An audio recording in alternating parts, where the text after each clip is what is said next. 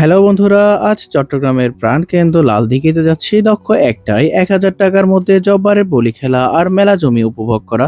তো শেষ পর্যন্ত দেখুন টাকা বাঁচে নাকি আরো লাগে। বলি খেলাকে কেন্দ্র করে বসেছে ২ দিন ব্যাপী এই বিশাল বৈশাখী মেলা। লালদীঘি থেকে শুরু করে জেল রোড আন্দরকিল্লা পর্যন্ত ছড়িয়ে পড়েছে এই মেলা। কি নেই এই মেলায়? মাটির তৈরি তৈজসপত্র, বাঁশ বেত ও কাঠের পণ্য, শীতলপাটি ও হাত পাকা লোহার সরঞ্জাম ও কামার শিল্প, লোকজ খাবার ও মিষ্টান্ন, খেলনা ও প্রসাধন সামগ্রী সবই রয়েছে এই মেলায়। ১,০০০ টাকা বাজেট থেকে কিনা আমাদের প্রথম পণ্যটি হলো ১০০ টাকা মূল্যের এই কয়েলদানি। এই কুশন কভারগুলো ১০০ টাকা দাম চেয়েছিল, বাট নেওয়া হয় নাই। এই মেলার অন্যতম প্রধান আকর্ষণ হলো মাটির এবং বেতের তৈরি বিভিন্ন সংগ্রহ, বাহারি রঙের মাটির ব্যাংক, হাঁড়ি পাতিল, সরা, কলস, সানকি এবং ঘর সাজানোর জন্য মাটির টব ও ফুলদানি পাওয়া যায়। ভর দুপুরেও ছিল মেলায় উপচে পড়া ভিড়। অ্যাকচুয়ালি সকাল রাত যে কোনো সময় এখানে কিন্তু প্রচুর ভিড় হয়। সাধারণত ৩ দিনের মেলা, এবারে হচ্ছে মাত্র ২ দিন, সে কারণে এখানে লোকজনের সমাগম অনেক বেশি। গরমের কথা মাথায় রেখে এখানে হাত পাখা বা শীতল পাটির কালেকশন ভালোই। মেলায় টি টেবিলের এই রেক্সিনটি ১২০ টাকায় নিয়েছি। মেলার আমেজ অসম্পূর্ণ থাকে খাবার ছাড়া। এরপরে আমার তৃতীয় পারচেজ ছিল বরফ বানানোর এই ট্রেটা, যেটির মূল্য ছিল ৬০ টাকা। খাবারের আইটেমগুলোর ভিতরে ছিল বাতাসা, চনামনা ঠেঙ্গা, মুরালি, তিলের খাজা ও গজা সহ বিভিন্ন রকম ডেজার্ট আইটেম। এরপর আমরা ৪০ টাকায় চুরিটি কিনলাম এবং ২ জোড়া বালিশ কভার নিয়েছি ২০০ টাকায় মাত্র। সেই সাথে কিন্তু এখানে ঢাকঢোলক বা বাঁশির কালেকশন খুব ভালো ছিল। ছিল হ্যামক বা দোলনারও অসাধারণ কালেকশন। এবার নজর দেওয়া যাক মূল আকর্ষণে।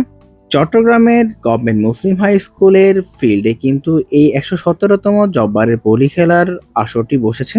দর্শকের করতালিতে মুখরিত চারপাশ, বলি দেশে শারীরিক কসরত আর একে অপরকে আছাড় দেওয়ার চেষ্টা, পুরো পরিবেশটাই টানটানে উত্তেজনার।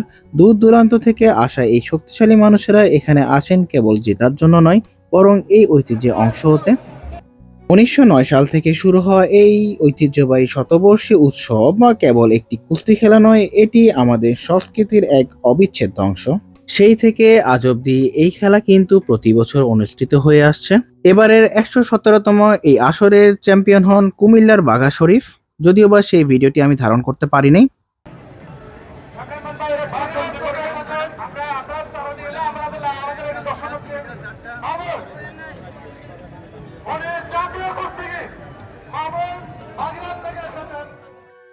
এই ময়দানের এক প্রান্তে চলছিল বলি খেলা এবং অন্য প্রান্তে কিন্তু ছিল ছোট বড় প্রায় সব বয়সী মানুষের জন্য বিভিন্ন রকম রাইডস।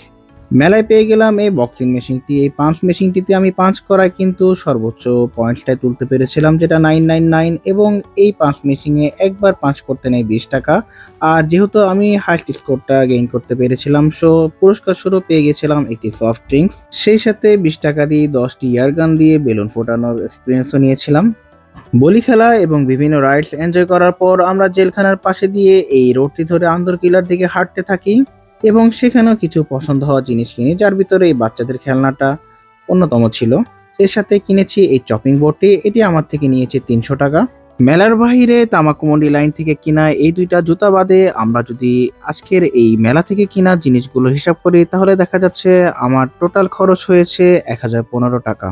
তো কেমন লাগলো আজকের এই ব্লগটি কমেন্টে জানান আর শেয়ার করতে ভুলবেন না। দেখা হবে পরবর্তী ভিডিওতে। ধন্যবাদ।